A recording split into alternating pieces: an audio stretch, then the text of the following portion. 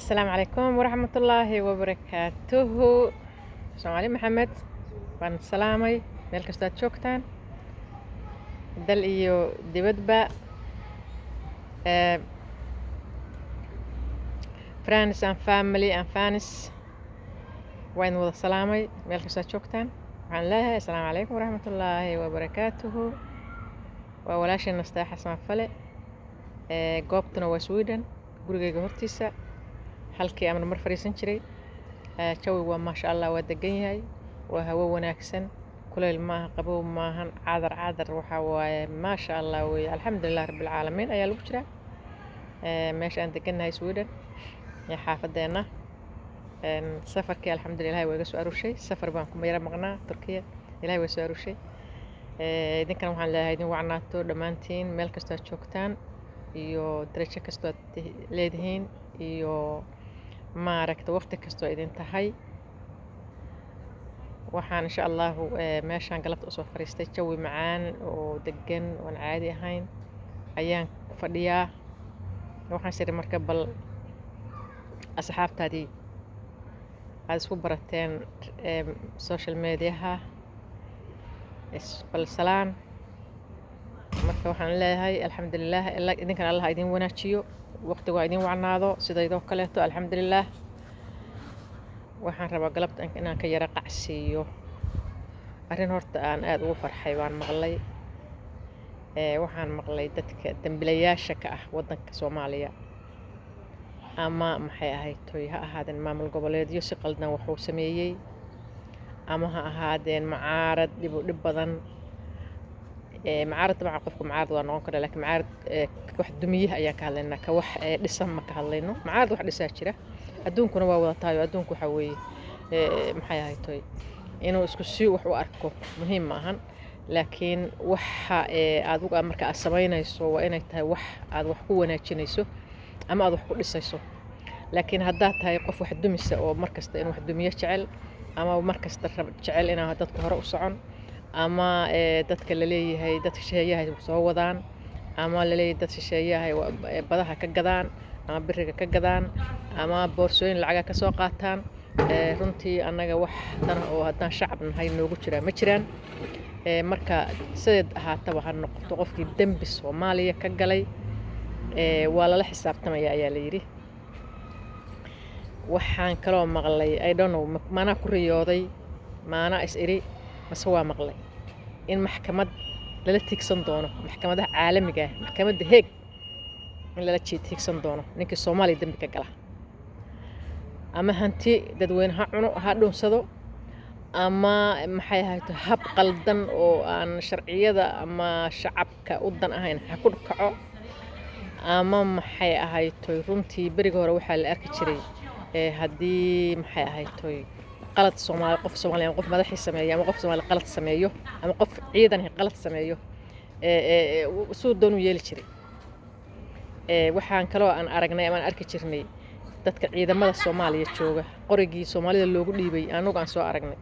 in loogu hanjabo bulshada Soomaaliyeed, hooyooyinka Soomaaliyeed, shacabka Soomaaliyeed qoryihii loogu dhiibay in ammaanka ku sugaan inay ummadii u adeegsanayaan wax badanayaan ama maaragtay qalad sameynayaan. Marka arrintaas I don't know inaan ku riyooday iyo inay jirto I hope inay jirto shirina doonto dhicina karto waa in lagu talagalay dhici doonto. Soomaaliya adoo jooga baadiyaha meesha ugu shishaysa adoo jooga haddaad qof dembi ka gasho in lagula tiigsan karo maxkamad caalamiya oo maxkamadda adduunka lagula tiigsan karo adoo Soomaaliya oo Soomaaliya jooga oo dhalasho Soomaaliya haysto because ummadda Ilaahay abuurtay waxaa jirta qof kasto Ilaahay abuurtay wuxuu leeyahay darajo iyo shakhsiyad iyo sharaf Ilaahay siiyay baa jirta. Haddaa marka isku daydo qofka inaa sharaftiisa ama shakhsiyadiisa ama maalkiisa ama magaciisa ama madaxnimadiisa haddaad meel uga dhacdo haddii loo helo maxkamad caalamiya ama maaragtay xillo xisaabtan caalamiya la helo qof walba waa xishoon lahaa. Mid kale jirta haddii qof maanta baawir kuugu faano oo xasaanad kuugu faano ana ama askariyaho sharaf ama ana askariya oo awood haysto qori haysta ama ana meeshan xukumo awood haysta ama maxay haysto ana saan doola yeelahayo yaa dadka waxaas ku dhaqma ama masuq maasuqa ku dhaqma ama mulkiyadda maxay ahayto shacabka dhunsanaya haddii maxkamad caalamiya loo helo I wish someday somehow inay imaanayso qof walbow is ilaali meel kastoo aad joogto ama Soomaaliya joog ama meel kasta joog ama baadiye joog ama magaalo joog waxaad ogaataa shaqsi kastow haddaad dembi gasho ama dalkaaga ka gasho ama dadkaaga ka gasho bal fiiri waxaa waaye ka soo qaad waxaa jirtay gabar yar oo 12 jir ah oo niman intay afduubteen oo meel geysteen waxay doonaan ka sameeyaan oo dileen ayaa rabbigii fashilay adduunka maanta meelaan lagu ogeyn ma leh marka waxaad ogaataan qof kastow haddaad hoos wax u cunto iyo haddaad kor wax u cuntaba maalin in lagu soo qabanaayo laba mucjisaba way kugu dhacaysaa horta tii rabbi way kuu taallaa yaa tii rabbi way kuu taallaa oo kama dhuumanaysidoo waad qoomamayn doontaa someday midda kaleetana haddiiba la helo maxkamadda caalamiya qof kastoo Soomaali ama madax ahow ama masaakiin ahow ama shicib ahow ama gabar kufso ama islaan kufso ama xoolo dadow cun oo laqlaq ama meel kastaba tag maxkamad midii rabbi iyo midii adduunka labadaba way dhici doontaa waxaa la rabaa marka bulshada Soomaaliyeed inay is ilaaliso meel kastoo aad joogtaan yaa inaad is ilaalisaan inay maalin maalmaha ka mid ah maxkamad la soo saari doono maalin maalmaha ka mid ah inaad fashilmi doontaan haddaad xoolo dadweyne iyo masuq maasuq iyo maxay laguma jeedo haddii wax kuugu tagaan maalin unbaa lagu soo qaban ogowna in lagaa warhaayo meel walba maanta alxamdulilah rabbil caalamiin telefoonkaaga soo dhigaysaa oo lagaa duubaya yaa I know maanta Soomaaliya inay ka jirto maxay ahaytoy shaqo la'aan inay ka jirto laakiin rasaaqada Ilaahay baa baxsha waxaan kaloo ku farxay meel maalinood aan ka dhawaajiyay oo aan iri nabad sugidda ama CID-da waa nala ku xumeeyay maalinood YouTube-kayga aan ka hadlay yaa in la xiray baan maqlay meel CID ah I hope in ayadi tahay maqasheen maalinta ayna xumaynayaan oo ayna dhibaataynayaan telefoon baa soo galay maalinta ay annaga na xumaynayeen oo aan soo sheegay oo aan ku soo sheegay YouTube-kaygii hore oo intaan meel CID ah alaab ka doonanay aadna lagu xumeeyay ayaan waxaan ku dhahay maalintayna xumaynayeen ayaan waxaan ku idhi waryaha soo ma dhici karto in maalin maalmaha ka mid a aan laydin sheego oo aan nahay dad ka yimid qurbaawi oo qurbaha ka yimid oo aan idin sheegi karno annaga waddankeena iyo dalkeena yaana la leh yaana sheegi kara maxaana ka qaadhayaa buu igu yiri ma ogta marka qofka bini aadanka meel kastoo aad joogto ogow wax lagaa qaadi karo ama power lahow oo aduu power markaas ku faan wax xabad hayso hayso haddaa rabtid laakiin waxaad ogaataa qof walba maanta telefoon inuu haysto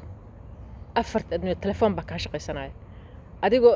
u mooda in waxba lagaa samayno oo intaad adoo askariyo qori wata oo shacabkii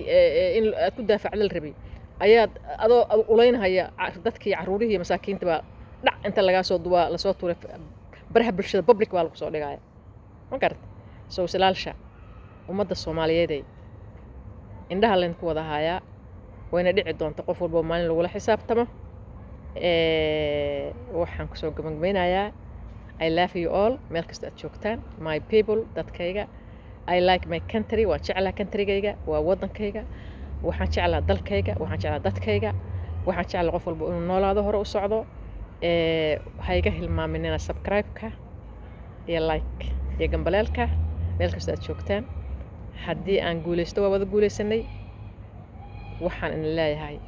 ha idin macaato ha idin wanaagsanaato meel kastoo aad joogtaan waxaan idin leeyahay khayr iyo baraka aan kugu ducaynayaa ilaahay ha idin barakeeyo meel kastoo aad joogtaan subscribe-kana ii saara yaa Soomaaliyey aan isku ducayno aan iska naxno aan isjeclaano adduunka aad arkayso adduunka aad arkayso dad waliba dadkooda wuu jecel yahay, dalkiisana wuu jecel yahay laakiin anagu waxaan rajaynayaa someday inaan arko dadkayga oo isjecel oo iska naxaaya oo Soomaali la yiraahdo calanku doonta ha wato sidoo doontana ha u socdo laakiin dad isku magac ah oo Soomaali la yiraahdo doon baan wada saaranahay isku mid baan nahay qof kasta oo Soomaali isku xanuun weeye maanta marka waa sidaan u sheegay isku doon baan saaranahay waxaan leedahay nabadgelyo nooli kulantay I love you all